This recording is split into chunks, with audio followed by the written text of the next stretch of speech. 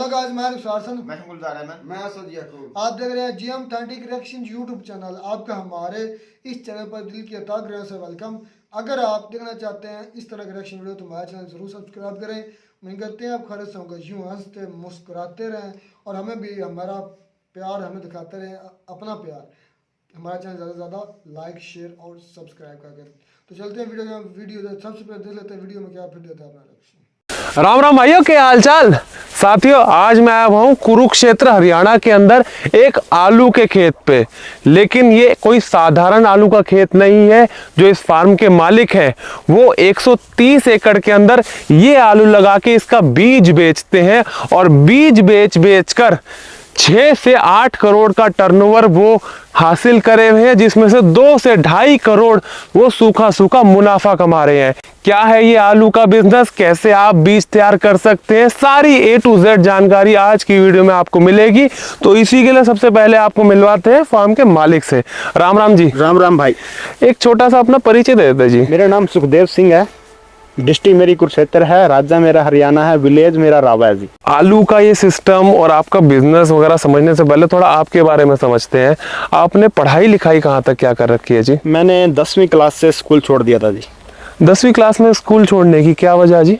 हमारे पिताजी थे जी, हाँ जी। उस काम को देखते थे तो उनकी डेथ हो गई थी। ओह, तो जिसकी वजह से फिर मेरे को इस लाइन में आना पड़ा।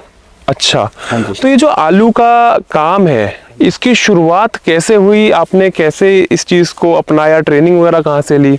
ट्रेनिंग नहीं, ये हमारे परिवार में चलता ही आ रहा। दादाजी ने किया, हाँ जी, फिर मेरे पिताजी ने किया। ठीक तो है। पिताजी के साथ हम भी खेतों में आते थे। फिर धीरे धीरे हम इस लाइन में आए। पिताजी के डेथ के बाद तो पूरा सिस्टम मेरे ऊपर ही आ गया। फसल लगी हुई थी और पिताजी एक्सपायर, डेथ हो गई थी उनके। उसको सेल करने में भी उस साल हमारे कॉन्टैक्ट नहीं थे, क्योंकि मेरे को इस चीज़ के बारे में नॉलेज नहीं थी। मेरे कॉन्टैक्ट नहीं थे, फिर हमने उसको मार्केट में भी, राशन में भी सेल किया। तो जैसे भी कैसे करके उसको निकाला। फिर हमारे को 1 साल इस सिस्टम पे ध्यान लगाया। तो आज हम जो आलू की खेती कर रहे हैं 130 एकड़ में कर रहे हैं। 130 एकड़ में? 130 एकड़ में हम आलू की सीड की प्रोडक्शन पैदा कर रहे हैं। मेरा तो ऐसा था कि मेरे को बाहर जाना था। हमारे यहाँ हरियाणा पंजाब में एक ट्रेंड चलता है कि बाहर जाना है। तो जब मेरे पिताजी एक्सपायर हो गए तो पूरे परिवार का बोझ खेती बाड़ी मेरे ऊपर आ गया, क्योंकि परिवार में मैं ही बड़ा था, मेरे भाई छोटे हैं। अच्छा, कितने भाई बहन हैं? हम 2 भाई हैं जी। तो जैसे कि आपने मजबूरी में चालू करा, आपका मन था नहीं। आज अगर आप यहाँ खड़े हैं, आपको क्या लगता है जाना चाहिए था? नहीं, मैंने वो सोचा, मैंने सोचा था वो गलत था। मैंने यहाँ पे आज अमेरिका से भी मैं सोच भी नहीं सकता कि अमेरिका जाकर मैं इतना कमा सकता। और जो मेरी हिंदुस्तान में क्या वर्ल्ड में मेरी जो गुडविल है सीड में, वो मैं सोच भी नहीं सकता था कि वहाँ जाके मैं बना पाता अपनी इमेज। क्या ब्रांड से आपका बीज बिकता है? मेरा नाम सुखदेव पोटैटो सीड के नाम से फार्म है। अच्छा, सुखदेव पोटैटो सीड के नाम से मेरा फार्म। तो आपका मार्का है? मेरा मार्का है। हमारी बोरी पे, हर टैग बोरी पे वो लग के जाएगा। अच्छा, हाँ जी। तो ये आज तो 130 एकड़ में है, लेकिन आपके दादाजी ने शुरू किया था, हाँ जी, तब कितने एकड़ से चालू किया था? उन्होंने 7 एकड़ से। 7 एकड़ से चालू करने से 130 का क्या सफर रहा? हमने जो 7 एकड़ से 130 एकड़ पे पहुंचे हैं, वो हमारे जो कस्टमर है उनकी डिमांड के ऊपर। अच्छा, हाँ जी। जिसने हमारे से बीज लिया, पहले 1 गाड़ी ली, तो आज वो 10 गाड़ी की डिमांड डालता है, 10 गाड़ी चाहिए। अच्छा, हाँ जी। तो इसमें 130 एकड़ जमींदारा आपका तो होगा नहीं। कितना अपना खेती है, कितनी अपनी जमीन है? हमारी अपनी है। 28 एकड़ अपनी है। ये हम जहाँ खड़े हैं वो अपनी है? ये अपनी जमीन है। बाकी का करीबन 102 एकड़ आप बटई पे लेते हैं? 3 महीने के लिए पोटैटो के लिए। अच्छा, लीज पे लेते हैं। तो कुछ जमीन 20,000 में है, कुछ जमीन 21,000 में हमारे पास। 21, 20, 22,000 के अंदर आप सिर्फ 3 से 4 महीने के लिए खेत को रेंट पे, जिसे बटई बोलते हैं, हाँ जी, उस पे आप लेते हैं और सिर्फ आलू की फसल करते हैं। फसल लेते हैं। तो आप यहाँ पे कितने वैरायटी के बीज कर रहे हैं तैयार? हम 10 वैरायटी पैदा कर रहे हैं यहाँ पे बीज में। 10 वैरायटी के क्या क्या नाम है? हमारे पास कुफरी पुखराज है। अच्छा, कुफरी ज्योति है। ठीक है। कुफरी बहार 3797 है। 3797। कुफरी चिपसोना 1 है। सूर्य है जी हमारे पास। ठीक है। कुफरी मोहन है जी हमारे पास। ठीक है। कुफरी संगम है हमारे पास। ये नीदरलैंड की वैरायटी LR, जिसको लेडी रोस्टा बोलते हैं, वो हमारे पास। अच्छा, संगम है हमारे पास। सुख्याति है हमारे पास। पुष्कर है हमारे पास। अच्छा, ये तो वैरायटी के बीज हम पैदा कर रहे हैं। हिंदुस्तान के खास करके अपने नॉर्दर्न बेल्ट के अंदर जो जो वैरायटियां लगाई जाती हैं वो आपने सारी सारी यहाँ पे बीज तैयार करने का काम कर हाँ जी। रखा है। अगर कोई किसान अपनी इच्छा से भी वैरायटी बनवाना चाहता है, उसको ये वैरायटी चाहिए, तो उसको 2 साल के अंदर वो मल्टीप्लाई करके दे सकते हैं। अगर कोई करवाना चाहे तो साथ के साथ अगर आप नंबर शेयर कर पाए ताकि आपको संपर्क करके ऑर्डर दे मेरा पाए। मोबाइल नंबर 9896787414 है। चलो इसका अभी प्रोसेस समझते हैं, क्या प्रोसेस रहता है बीज बनाने का, स्टार्टिंग से बताइएगा, और अगर हो सके तो साथ साथ उन्हीं की कॉस्टिंग बताते रहना पर्टिकुलर वैरायटी के साथ। जैसे हम G0 पैदा कर रहे हैं, G0 पैदा करने में हमारा 1 एकड़ का 7 लाख रुपए के आसपास खर्चा है।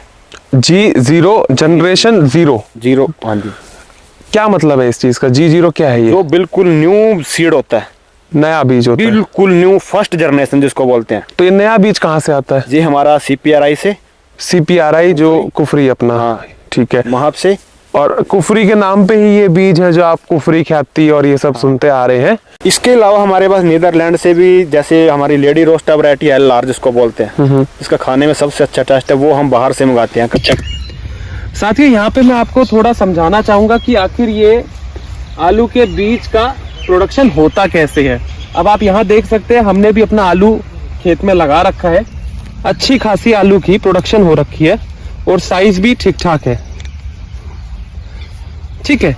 अब ये आलू को लगाने के लिए जैसे गेहूं धान लगाते हैं उसमें तो बीज खरीद के आते हैं, पालक वगैरह हर चीज में बीज आता है, लेकिन आलू के केस में क्या होता है कि इस बीज को अलग से नहीं खरीदा जाता बल्कि आलू के बीज को ही क्लोनिंग के माध्यम से मल्टीप्लाई करा जाता है।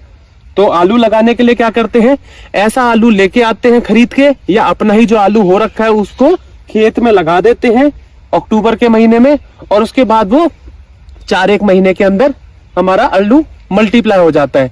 1 किलो आलू 10 किलो के करीब हो जाता है, 10 गुना के अप्रोक्सीमेटली मल्टीप्लाई हो जाता है। फिर आप ये सोचेंगे कि अगर आलू ऐसे ही मल्टीप्लाई करना इतना आसान है तो हर बार आलू खरीदने की क्या जरूरत पड़ती है। आलू को खरीदना हर बार इसलिए जरूरी होता है क्योंकि जितनी बार आलू की क्लोनिंग होती जाएगी उतनी ही ज्यादा चांसेस रहते हैं आलू के अंदर बीमारियां आने की। जैसे अभी आलू यहाँ पे है, इसके अंदर एफिड से या व्हाइट फ्लाई के द्वारा लेट ब्लाइट की दिक्कत आ गई। लेट ब्लाइट की दिक्कत आने से हमारा अभी ये आलू की प्रोडक्शन में प्रभाव आएगा, लेकिन उससे ज्यादा प्रॉब्लम ये हो जाएगी कि इस आलू के अंदर अब ब्लाइट की समस्या आ चुकी है। तो जब मैं इसको अगली बार लगाऊंगा तो प्रोडक्शन बिल्कुल नहीं निकलेगी, सिर्फ बीमारियां ही देखने को मिलेंगी खेत के अंदर। जैसे जैसे मल्टीप्लाई होता रहता है आलू, वैसे वैसे उसकी प्रोडक्शन और क्वालिटी खराब होती रहती है। तो इसीलिए हर बार नया आलू लेते हैं किसान। तो अब आप ये सोचेंगे कि ये आखिर पहला आलू कैसे बनता है, क्योंकि आलू को मल्टीप्लाई अगर किसान कर रहे हैं तो आलू का बीज कौन बना रहा है। तो इस टाइप से मटर के दाने जितना आलू का जनरेशन 0 यानी कि बिल्कुल फ्रेश नया आलू, जो आलू के फूल से पॉलिनेशन होके बीज बना के फिर जर्मिनेट करा गया है, तो वहां से या तो इस टाइप का गोटी आलू बीज जनरेशन 0 का खरीदा जाता है, या फिर टिश्यू कल्चर का आलू का पौधा खरीदा जाता है। उसको सुखदेव जैसे पोटैटो ब्रीडर्स है, ये उस आलू को खरीदते और फिर उसको मल्टीप्लाई करते हैं। तो जनरेशन 0 से वो मल्टीप्लाई करते हैं जनरेशन 1 में। तो अगर आप मान लो 100 किलो आलू का बीज खरीदा तो उसको वो 1000 किलो बना देते हैं 1 साल के अंदर। उसके बाद उस 1000 किलो आलू को दोबारा बोते हैं, जो जनरेशन 1 है उसको बो के अब वो जनरेशन 2 बना देते हैं और फिर वो 10,000 किलो आलू हो जाता है। ऐसे वो 1 लाख किलो आलू बना देते हैं, इतना मल्टीप्लाई करते हैं और जनरेशन 3 या जनरेशन 4 आगे किसानों को बेचते हैं, जो कि हम जैसे किसान फिर लेके अपने खेतों में लगाते हैं। और ये जो जनरेशन 0 जो नया आलू लेबोरेटरी से खरीदा जाता है, ये बहुत ही महंगा आता है। कितना महंगा आता है ये सुनते हैं सुखदेव भाई से। G0 और G1 सबसे कॉस्टली बीज होते हैं। ये कितने का पड़ता है? वहां से यहाँ तक आने में मान के चलिए अगर 1 क्विंटल लेके आ रहे हैं तो 70 से 80 हजार रुपए कॉस्ट पड़ती है। 1 क्विंटल 700 रुपए किलो गुल्ला साइज। अगर G0 लेके आ रहे हैं तो उसका पीस 7 से 8 हजार रुपए पड़ेगा अपने को। 7 से 8 हजार रुपए का? 8 हजार रुपए का एक पीस पड़ेगा, छोटे वाला। एक आलू? एक आलू, एक आलू, एक आलू, एक आलू, एक आलू मीम बन गया। एक आलू 7 से 8 हजार रुपए का? 7 से 8 हजार रुपए का। और जैसे हिंदुस्तानी बीज पे आ जाओ, जो ख्याति या कुफरी से आप लेके आ रहे हैं। हाँ जी। कुफरी का जो बीज है, हाँ जी। वो कितने का ला रहे हैं आप? कुफरी का बीज हमारे पास अगर G0 आ रहा है, इंडिया से ले रहे हैं तो मिनी ट्यूबर खरीद रहे हैं तो 10 रुपए पर पीस पड़ रहा है। और अगर हम टिश्यू कल्चर का प्लाट खरीद रहे हैं तो वो हमारे को 25 रुपए प्लाट पड़ रहा है। इसमें क्या कॉस्टिंग आ जाती है 1 क्विंटल आलू का बीज बनाने के लिए? प्रोडक्शन कॉस्ट मान के चलिए 30,000 रुपए खाद दवाइयों पे इस पे जाएगा। 30,000 रुपए एकड़ का खाद और दवाई और डीजल खर्चा, ट्रैक्टर की बाही। 45 रुपए किलो के हिसाब से बीज लगा लीजिए। कितने किलो लगेगा 1 एकड़ में? क्विंटल मैंने एकड़ लगाया हुआ है। 15 क्विंटल 1 एकड़ में बीज लगेगा। 65,000 के करीब 65,000 इसके अंदर बीज की कॉस्टिंग आ गई। अब इसमें और कितना खर्चा हो जाएगा हार्वेस्टिंग करने तक और बीज बनाने तक? अगर हम बीज ही पैदा कर रहे हैं, यहाँ से आगे बीज की तरफ जा रहे हैं तो 1 लाख रुपए इसके ऊपर और हो जाएगा। राउंड ऑफ करके 2 लाख रुपए 1 एकड़ का कॉस्टिंग बैठ जाएगा। हाँ जी। बीज निकालने का। इसमें से कितनी हार्वेस्ट होने की उम्मीद है अभी? बीज की प्रोडक्शन 200 बैग पर एकड़ 100 क्विंटल के आसपास। पर एकड़ 100 क्विंटल के करीब आ जाएगा। हाँ जी। तो आपकी प्रोडक्शन कॉस्ट 19-20-22 रुपए तक आ गई मैक्सिमम। हाँ जी। और किसी किसान भाई ने आपसे बीज खरीदना ही हाँ जी, हाँ है जी। तो आप उसे कितने का सेल करेंगे? 45 रुपए। तो अगर कोई आपसे फरवरी में ले रहा है तो ये 45 से 50 के बीच में मिल जाएगा। डिमांड के हिसाब से आपको ये बीज मिल जाएगा। और यही अगर आप अपने कोल्ड स्टोरेज में रखवा रहे हैं किराए पे करवा के और आप उसको अक्टूबर या सितंबर में निकाल के दे रहे हैं, हाँ जी। तब कितने का आप सेल ऑफ करेंगे? 5 से 7 रुपए कॉस्ट बढ़ जाएगी पर केजी पे। तो मेरे को ये समझ में आ रहा है कि ये 20 रुपए की कॉस्टिंग 45 से 55 रुपए तक चली जाती है। इसमें कोई खर्चा वगैरह मिस आउट तो नहीं कर रहे? नहीं, खर्चा इसमें सब इंक्लूड है। अच्छा। हाँ जी। तो कहने का मतलब ये है कि 100% मार्जिन आलू के बीज के काम के अंदर है। सीड प्रोडक्शन की जब बात करें तो क्या कंडीशंस और क्या वाटर रिक्वायरमेंट चाहिए आलू की बीज बनाने के लिए? सीड अगर आप पैदा करना चाहते हो, सबसे पहले तो आप जो मिट्टी आपकी उसका पीएच जो होता है 6 से ऊपर नहीं होना चाहिए। 6.5 लास्ट, इससे ऊपर तो होना ही नहीं चाहिए। 6.5 पीएच। जैसे हम जो जमीन लेते हैं लीज पे, तो हम कई बार ऐसा होता है कि हम मिट्टी का एक प्लाट का टेस्टिंग कराने का हमारा 3500 रुपए खर्च आता है। हम 10-10 एकड़ का या 20-20 एकड़ का प्लाट लेते हैं, बड़े प्लाट। हाँ। उसमें से हम हर खेत से सैंपल लेंगे। अच्छा। फिर वो 30 एकड़ का सैंपल शिमला सोलन लैब है, वहां जाता है हमारा। वहां से टेस्टिंग रिपोर्ट आती है। उसके बाद हम अगर मिट्टी का पीएच सही है तो फिर हम जमीन की लीज फिक्स करते हैं, नहीं तो उसको छोड़ देते हैं। जैसे हमने अब आलू लगा रखा है, ये हमारी कुफरी पुखराज वैरायटी है, ये बिल्कुल न्यू क्लोन है। इसको आगे मल्टीप्लाई करने से पहले अभी हमारे पास इसका टेस्टिंग कराएंगे हम, किसकी जो फसल लगी हुई है कोई वायरस तो नहीं है, फंगल डिजीज नहीं है। अगर वहां से रिपोर्ट ओके आती है तो फिर हम इसको अगली जनरेशन में लेके जाएंगे। ये जो आलू के टेस्ट करवा रहे हैं आप बीज की, उस टेस्ट का क्या कॉस्टिंग आता है और कहाँ से करवाते हैं? वो हमारा चंडीगढ़ में टेस्टिंग हो रही है, मोहाली में एक लैब है। अच्छा जी, प्राइवेट लैब है? प्राइवेट लैब है जी। तो हमारा अगर हम एक सैंपल टेस्टिंग करा रहे हैं तो 18,000 रुपए कॉस्ट आती है एक सैंपल की। और आपके पास जितनी वैरायटी है 9-10 वैरायटी है, सबकी हर साल ऐसा भी हो सकता है कि साल में 2 बार भी करानी पड़ जाए। तो मतलब आपका 3-5.5 लाख तो टेस्टिंग का खर्चा है। टेस्टिंग का खर्चा है। इतनी सारी वैरायटी है, सबसे ज्यादा मुनाफे की 1-2 कौन सी वैरायटी है जो आप बोलेंगे कि यील्ड और प्राइस के हिसाब से सबसे बढ़िया कौन सी 1-2 वैरायटी है? सबसे ज्यादा अगर पैसे में देखा जाए तो चिप्सोना 1 और एलआर की सबसे ज्यादा मार्जिन है। अभी मेरे कुछ फार्मर थे, मैंने जिनको एलआर दे रखा था, लेडी रोस्टा, उन्होंने वो खुद के बेचा तो वो 14 रुपए केजी बालाजी की कंपनी उठा के ले गई चिप्स के लिए। कॉन्ट्रैक्ट फार्मिंग में था या ओपन मार्केट? ओपन, मेरा बीज था, किसान ने मेरे से बीज लेके कंपनी को दिया। और प्रोडक्शन क्या कंपेयर करें, प्रोडक्शन कैसी है? मान के चलिए अगर टेबल वैरायटी लगा रखी है, पुखराजी लगा रखी है, अगर किसान इसको 90 दिन देता है, 90 दिन में इसकी पैदावार, अच्छे बीज होने चाहिए, अच्छा ट्रीटमेंट किया कि आपसे ही लेके दिया है और आपकी सलाह से ही लगाया है, तो 400 बैग से ऊपर 400 बैग यानी कि 200 क्विंटल 100 दिन में 100 दिन में उसका निकल आएगा। ख्याति पुखराजी टेबल खाने वाले आलू की वैरायटी। हाँ जी। इन कंपैरिजन हम करें एलआर या चिप्सोना प्रोसेसिंग वाली का, तो जैसे एलआर है, एलआर 250 पैकेट पे रुक जाएगा प्रति एकड़। ये देखिए जी, ये है हमारा एलआर। अब इसको हम आपको उखाड़ के दिखाते हैं प्लाट को, वो देखो अब इसमें ट्यूमर बन रहे हैं नीचे। तो इसके अंदर जैसे एक राउंड ऑफ ले ले, उसमें आपका मार्जिन कितना है? मार्जिन मान के चलिए एकड़ के हिसाब से, हाँ, तो आप उसको 100 क्विंटल को लगा लो 4500 रुपए से, 2.5 लाख रुपए के आसपास खर्चा लगा लो हमारा, 2-2.5 लाख। हाँ, प्रॉफिट है हमारा। तो ये 4.5 लाख रुपए का तकरीबन आपका आलू बीज बिकेगा। बीज बिकेगा। और इसके अंदर आपकी कॉस्टिंग आई 2 से 2.5 लाख। 2.5 लाख रुपए। ठीक है, तकरीबन 2 लाख रुपए 1 एकड़ का बच रहा है। हाँ जी। और आप लगा रहे हैं 130 एकड़। 130 एकड़। सारे के अंदर बीज बन भी नहीं पाता, नहीं बन पाता, कई बार रह जाता है। तो आप का कितने एकड़ का बीज बिक पा रहा है अभी? 100 एकड़ का इस बार हमारा टारगेट है कि हम सेल करेंगे। और हर एकड़ के अंदर अगर हम 2 लाख रुपए पकड़ के चल रहे हैं तो 2 करोड़ का आप मुनाफा कमा रहे हैं। हाँ जी। 2 करोड़ का। 2 करोड़ का। मैं बहुत श्योरिटी से बोल सकता हूँ कि कुछ साल ऐसे भी गए होंगे जब आपको इससे कई गुना ज्यादा घाटा भी हुआ होगा। पिछले साल हमारे को बहुत लॉस हुआ है। हाँ, क्योंकि पिछले साल बिन मौसम बारिश बहुत आई थी। 40% हमारा आलू गल गया जमीन में। हमारे को 70 से 80 कट्टे पर एकड़ की पैदावार मिली है। कहाँ हमारा टारगेट था कि 250 कट्टे मिलने थे। तैयार फसल बिल्कुल तैयार थी, हार्वेस्टिंग होनी थी। ऊपर वाले ने लगातार 3 बार बारिश गिराई। कोई आपसे इंस्पायर होके सीड का काम करना चाहता है, हाँ जी, तो वो कैसे कर सकता है? उसमें आप क्या सलाह देंगे? कोई किसान भाई सीड का धंधा करना चाहता है तो एक बहुत बढ़िया ये बिजनेस है। अच्छा काम है। अच्छा काम है। प्योरिटी से आप कीजिए, टेक्नोलॉजी से आप कीजिए। किसान को एक प्योर सीड दीजिए आप। आपका किसान को अगर आपने अच्छा सीड दिया, वो किसान कभी भी आपको छोड़ के नहीं जाएगा। और नेक्स्ट ईयर आपने जिसको 100 पैकेट दिए, वो 10 किसान नेक्स्ट ईयर और लेके आएगा। और उसको आप बड़े लेवल पे धीरे धीरे बड़े लेवल पे कीजिए। जैसे हमने छोटे लेवल से स्टार्ट किया 7 एकड़ से, आज हम 130 एकड़ में है। तो साथियों, उम्मीद करते हैं कि आज की आपको हाईली इंफॉर्मेटिव वीडियो ये पसंद आई हो। इसी के साथ मिलते हैं आपको इससे भी बढ़िया कोई एक और फॉर्म पे। तब तक के लिए अपना ख्याल रखिएगा। जय हिंद, जय जवान, जय किसान, राम राम। ओ हेलो, एक सेकंड डट जाओ भाई। अगर इंस्टाग्राम पे हो तो मुन्ने वहां पे भी जाके फॉलो करो, डिस्क्रिप्शन में लिंक मिल जाएगा। वीडियो खैर फार्मिंग के रिलेटेड थी।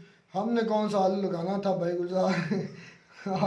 मेरी तो बात सुने ना कि एक आदमी आलू लगाता है, पाकिस्तान में भी लगाए जाते हैं। मैं इसलिए सेलेक्ट किया है कि हमने तो आलू लगाए हैं, एक आदमी उससे करोड़ों रुपए कमा रहा है। उन्होंने हमारे यहाँ जैसे लत लगी हुई है ना कि हम इधर काम नहीं करते और बाहर की कंट्री में हमारा सबसे बड़ा बात सुने, उस भाई साहब का भी शौक था कि मैं किसी तरीके उधर हरियाणा में और पंजाब में रिटर्न है कि उधर से कोई काम नहीं करते, इधर से बाहर की कंट्रियों में जाते हैं, उधर पता नहीं क्या क्या काम करते हैं। उन्होंने अपनी सोच क्या तब्दील की। उनका ऐसा हालात हो चुके थे, उनकी भी शौक थी कि बैठ जाऊंगा। उनके हालात घर के ठीक नहीं थे। उसका बाप जिसके पास इतनी ज्यादा एकड़ जमीन है उसको क्या भाई, ये हमारे यहाँ पंजाब में ना ये एक रिवाज ही है। जिसके पास हमारे यहाँ जो एक लड़का था उसके पास आधा मुर्बा था, उसको भी शौक पड़ी थी। एक अकेला है, उसके 23 एकड़ थे मेरे ख्याल में। तो मैं ये बात करता हूँ कि उन्होंने मेहनत की और इधर से वो सोना उगा रहे हैं भाई। वो मैं बोल रहा था, मैं अमेरिका से ही नहीं इतना कमा रहा है। 6 करोड़ रुपया एक साल में एक आलू की फसल से। तो ये रोल मॉडल बने ना, ये रोल मॉडल बन सकते हैं पंजाब में कि ऐसे काम करें जिससे पाकिस्तान का,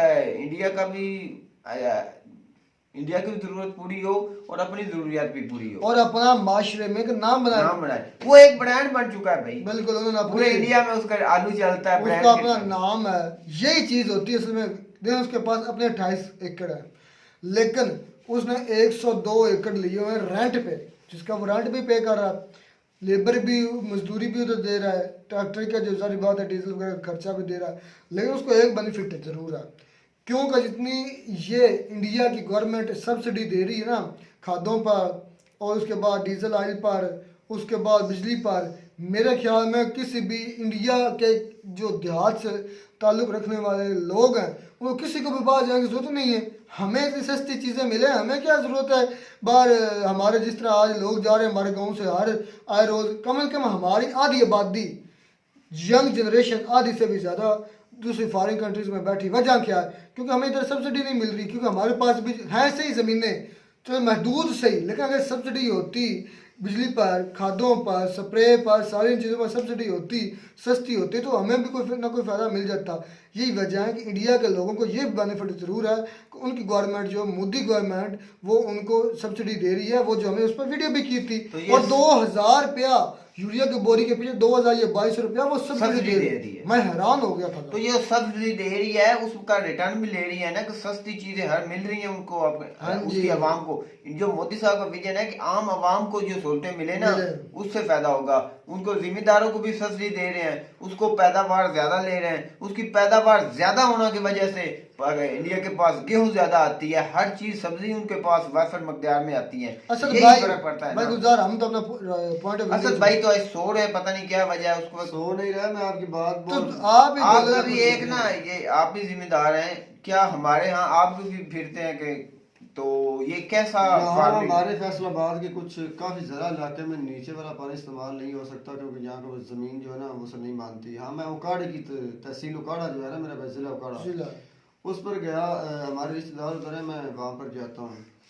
तो आलू की फसल, 2-3 फसलें उनकी बहुत ज़्यादा मशहूर हैं। एक मटरी है जिसे मटर कहा जाता है, एक आलू है और एक मक्की है, मक्की का वो लगाते हैं।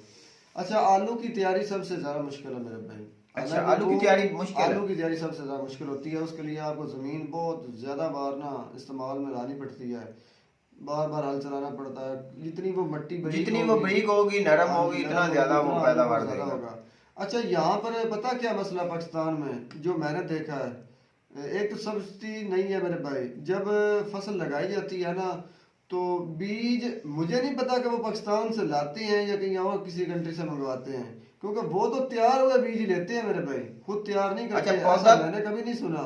आलू लगाते हैं कि पौधा तैयार आलू मिला? लेकर आते हैं, बीज छोटा वो जो हाँ दिखा जी, रहे थे भाई, वो लेकर आते हैं, मटर के दाने जितना होता है। हाँ जी, वो लेकर आते हैं, उसे फिर लगाते हैं।